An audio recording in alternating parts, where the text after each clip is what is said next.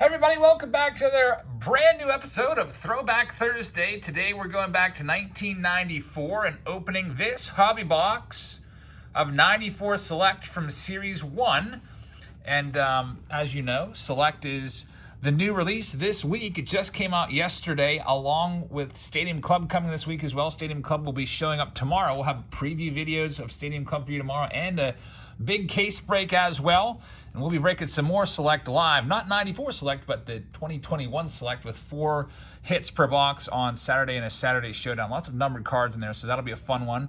Those will be filling soon on Patreon. I'll get those listed maybe before the day is through today. But anyway, there's 12 cards per pack, and I do believe there are 24 packs in here. One thing I thought that was kind of cool was they have it down to the box. It tells you this was box 20 out of 24 in case 4680, and they made about 5,000 total cases, so that's kind of cool. I wish every box had this information on there. You could figure out the exact print run, you could tell exactly how many of each card was made. Some handy dandy information for you statistical gurus out there that like baseball card stats like print runs. And print runs definitely should be interesting to you because in the long run it's going to affect the value of your cards. Just think back to the junk wax era when they were printing millions and millions of all of those cards, and now those cards are basically worthless for the most part. But anyway, this is going to be Jack's box. Jack's, thank you very much for sponsoring this video. If you'd like to sponsor a video like this one or participate in any of our live case breaks, Saturday Showdowns, check us out on Patreon. It's $3 per month, and higher tiers get monthly packs and boxes sent to you each and every month. So here we go. There's a link, by the way, in the description for Patreon if you'd like to check it out. 1994 Select. So this was divided into 2 different series. Series 1, according to the Beckett Almanac, is the more desirable one. It's worth a bit more than Series 2 by $5, but there's 210 cards in here. In terms of rookies, there's not really any notable rookie cards in here. I guess Mike Matheny, but we'll be looking for the inserts, which the most viable insert will be the Crown Contender. So this is what the box looks like. I always used to like to put these out. Let's see if I can fit this on the screen so you can see the whole thing. Maybe just for no other reason than maybe just get a nice thumbnail of it. But there's what it would look like in the store. Obviously, this would be standing up. Would have a price tag on there. I don't know what these went for back in 1994. Sometimes Beckett Almanac gives us that information. Other times they do not. And it looks like in this case they do not. The big chase card here, by the way, is a Salute card, which is 1 in 360 packs. And I believe it is Cal Ripken and Dave Winfield to Salute. Some special little chase card they put in there. So no autographs or anything crazy like that, even though this is a hobby box. Those didn't come along until a bit later on down the line. So the box is now empty, ready to go in the trash. And we're ready to rip these cards open for Jack. So let's go ahead and see what these look like. We'll give you a quick look at the wrapper. Collect all 3 insert sets, which are the Crown Contenders, Rookie Surge, and Select Salute. And those are those 2 special cards, Dave Winfield and Cal Ripken. Those are the hardest ones. There's only 2 cards in that set, and they're 1 in every 360. I think Crown Contenders is 1 in 24, and Rookie Surge is, does it tell us for Rookie Surge? It does not. But anyway, here's what the back of the card looks like. There you see a Gene Harris. And here's the front. So I do remember having these as a kid. I didn't buy a lot of Select, but I did have some of these in my collection. Rookie Prospect, Chris Turner, and James Hurst. And this is a design that definitely brings back memories. Al Martin. You can see they have the horizontal pictures with another picture in there with the name going. It's kind of a really cool design. There's Greg Maddux. If you like horizontal cards, I guess, the backs are vertical. They give you their most recent stats, but I definitely had a lot of these. Kind of interesting to go through these. I guess I kind of have to go through them like this, huh? To make sure that you can see them a little bit better, which might be a little annoying, at least to me, because I'm not used to handling cards in this fashion. There's Darren Fletcher. We've got Derek Bell. And Joey Cora slotting in there. Nice picture. And Gene Harris is the last one in pack number 1. So, on to the next pack. I think what I'll do, just to speed things up, maybe just a little bit, is I always like to do these, I call them super rips, where I rip down through a whole stack. Just kind of speeds it up just a tad bit, less, ripping the packs and downtime in between looking at the cards. But as you guys know, for Throwback Thursday, there is a playlist down in the description if you'd like to check out these videos. I've been doing this series for years now. I have a whole bunch of different boxes, so if you want to relive any old boxes from your childhood and check out those being opened again, we have them down there for you to check out. So here we go. There is Jim Edmonds, nice one right there. Now, that's not his rookie card. A lot of people will see these rookie prospects and they'll be, oh, that's a rookie card. People do that all the time with cards like Chipper Jones. We'll say like Chipper Jones, 95-something star rookie, and his real rookie card was like 4 years before that, 91 boom. There's Eric Karras, Mark Lemke, Troy Neal. I used to like Troy Neal for some reason as a kid. I thought he was going to be a star, but didn't always work out. Jeff Kent was a really good player. Probably should be in the Hall of Fame. Most ever home runs at second base, but he's not there. Restus Destrade used to be on the Pirates. He actually had some good seasons once he came back over from Japan. He was kind of a bum for the Buccos. You can see he hit 20 home runs there in 1993. Went over to Japan, disappeared. I thought he was completely done. I was like, wow, this guy was actually good. When with the Pirates, he wasn't really anything more than just a cup of coffee type guy. Here we've got a James Mouton, who had some power as a prospect, but never really panned out. There's Paul O'Neill, Will Cordero, and here comes a couple nice ones. Mike Mussina, who is a Hall of Famer, and Don Mattingly, who, for the life of me, I do not understand why Don Mattingly is a Hall of Famer, especially when you have other guys like Ted Simmons and Harold Baines and Jack Morris and Lee Smith and all those guys in the Hall of Fame. Why is Don Mattingly not in the Hall of Fame? It's very unjust. And, I mean, obviously those guys that I just mentioned played longer than Mattingly, so they put up longer numbers. But, I mean, there's other guys that got into the Hall of Fame with kind of shortened careers, like Ryan Sandberg didn't play all that long. There's not Tony Clark, Phil Clark. I saw the Clark there. I thought that was Tony Clark for a second. I saw the Padres orange and thought that was a Tigers uniform. Curt Schilling, speaking of the Hall, he should be in there. We'll be having the Hall of Fame induction soon. There's a Manny Ramirez, nice one right there. Of course, that's not his rookie card. Manny was featured several years before this in rookie. It says star rookie. But, hey, we have our first Crown Contenders. That's a nice hit right there. Crown Contenders. These are the tough ones to pull. One in every 24 packs, I think it says. Now, if you go by Beckett Almanac, which you never should, we're just doing this just for the heck of it, they have this listed as a $5 card. So, who knows? Maybe it is worth $5. Their prices are completely just kind of off the wall. They always, like, for example, they always have Barry Bonds valued as more than Ken Griffey Jr. in any, like, base set. Like in this set, the Bonds is at $2 and the Griffey's at $1.50. There's a nice Greg Maddux once again. We'll be looking for that Greg Maddux, or not that Greg Maddux, but the Griffey here in a second. Let's go to Mike Stanley, Stan Javier.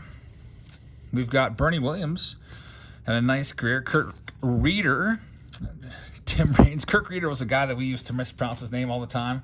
I bet you most breakers would say, oh, it's Kirk Reuter, but it's Kirk Reeder. There's Manny once again. Keith Mitchell, the younger brother of Kevin Mitchell. We've got Scott Cooper. There's Ryan Sandberg, one of my favorite players. Randy Johnson, that's kind of a cool little motion they have there, kind of the dual motion of him rocking back and then firing. Hall of Famer Randy Johnson is a good one. We've got Chuck Carr. You can see that sets really liked the Marlins and Rockies back in like 93, 94. There's a whole bunch of Marlins cards there. They probably did the entire 40-man roster for the Marlins, seemingly, just because everybody was wanting those cards. Two brand new teams. There's Moises Alou. I remember I was going all in on Marlins and Rockies cards in 1993, Topps Series 2. You might remember that. There's a Raul Mondesi. Jim Abbott. Of course, Jim Abbott didn't have a right hand and still was a major league pitcher. There's Charlie Hayes. By the way, Charlie Hayes is the father of Ke'Bryan Hayes. So if you've been looking for Ke'Bryan Hayes rookie cards in Topps Series 2, that's his dad.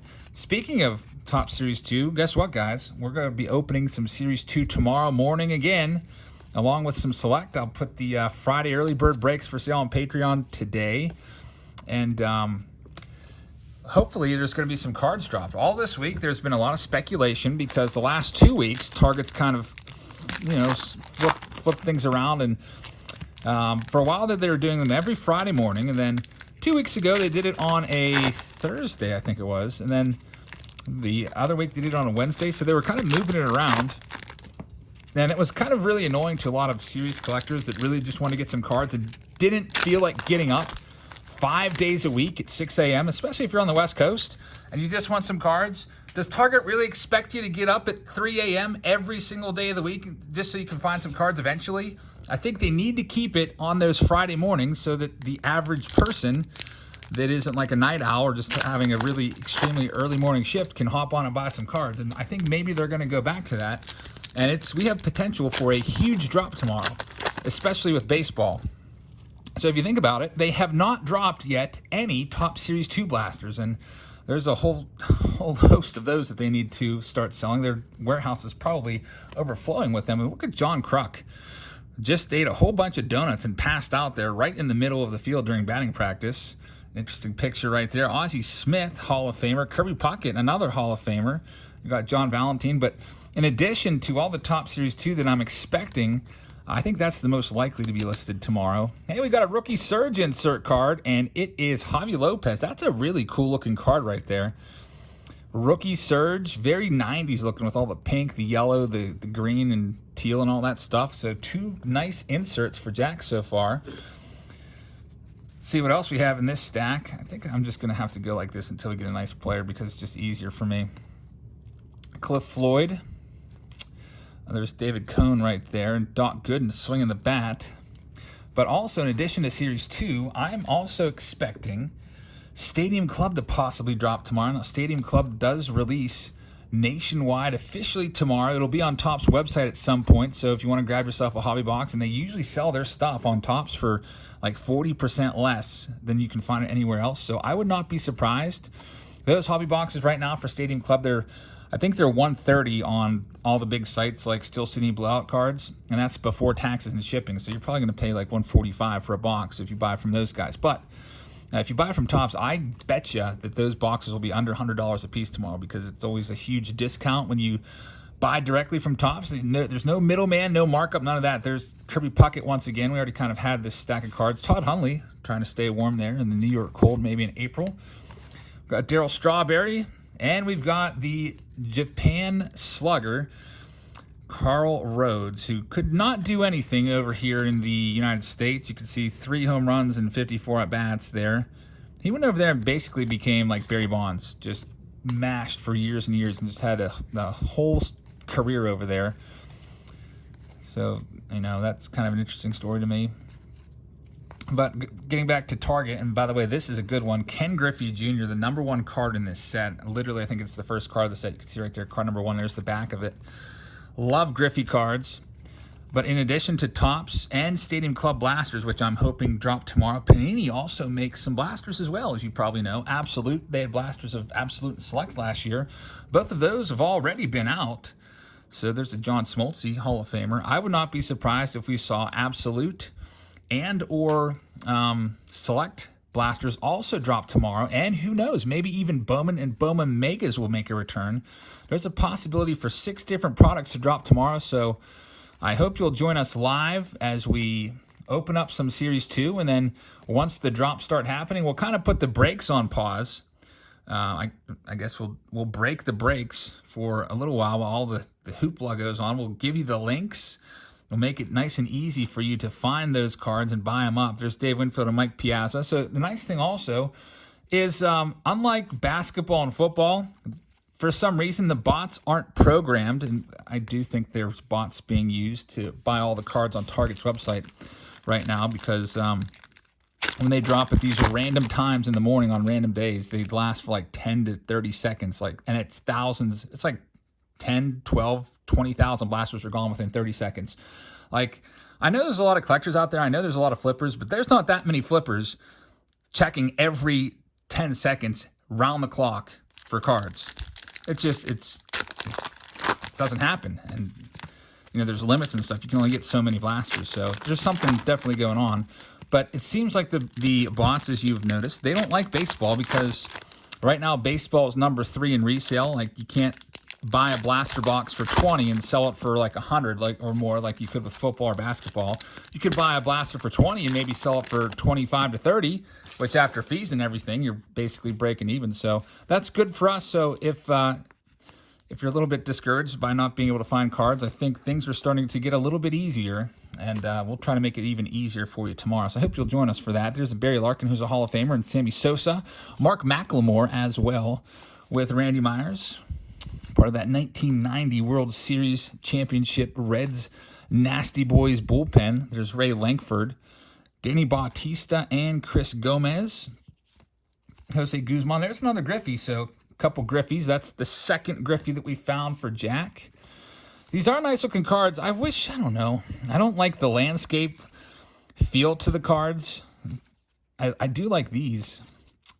I don't know if I've ever mentioned this. I think I've mentioned this a few times, actually. I dislike landscape cards, especially for big cards like rookies. I think that it should be banned that they ever issue a player's rookie card in landscape form, like the Tatis or the Alex Kirilloff this year, because when you go to get it graded, PSA, whatever, HGA, the cards are always slabbed vertically, and so it just like looks weird. You have the text there, and then you've got the card sideways. That would be like them grading this card like this, and then putting the information there. Like, this doesn't look the same. There's Tony Gwynn, who is a Hall of Famer and passed way too soon. He was a good dude for sure. This card wants to show itself. Bobby Jones, Eric Young, good old EY, Mike Devereaux. There's Jeff Fassero. Used to always be tough on the Buccos. Good old Jeff Fassero, lefty up there in Montreal.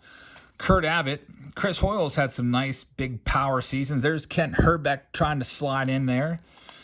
Good old Brian McRae. Andres Galarraga, the big cat.